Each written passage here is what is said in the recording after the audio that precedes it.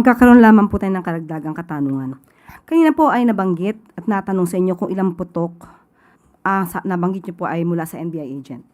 So after that na nagkaroon din ng warning shot, nag-start ang OSAA ng warning shot. At after that, nag-warning shot din ng NBI agent. At pagkatapos nun sabi niyo marami ng putok ang nangyari. Kanino galing yung putok after ng warning shot ng NBI agent? So, ulat po sa akin ng aming ahente ay nanggaling po lahat sa miyembro po ng OSAA po.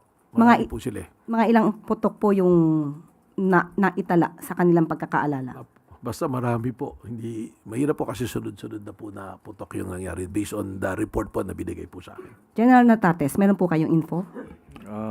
Sa tingin ko po, not less than 30. But of course, we are investigating Not less than 30, 30, sir? not less than 30.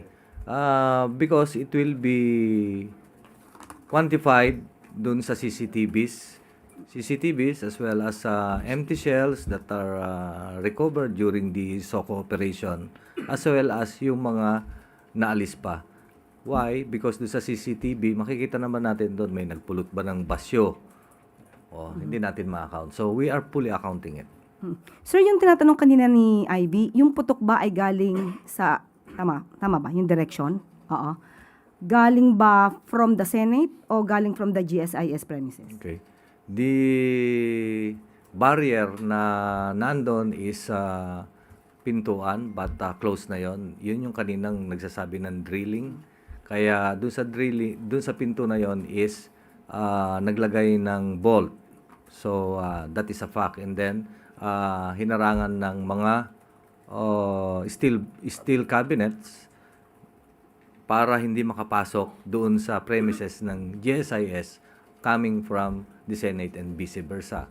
And the other one is yung salamin. Beside that is an exit door going to the bridge, going to a canteen in GSIS. And of course, kakausapin natin ng GSIS and Senate.